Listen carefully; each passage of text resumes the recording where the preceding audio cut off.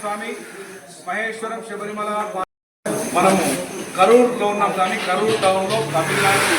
ఈరోజు మనకు day heart and night heart ఇక్కడ ఈరోజు దృష్టి తీసుకున్నాము.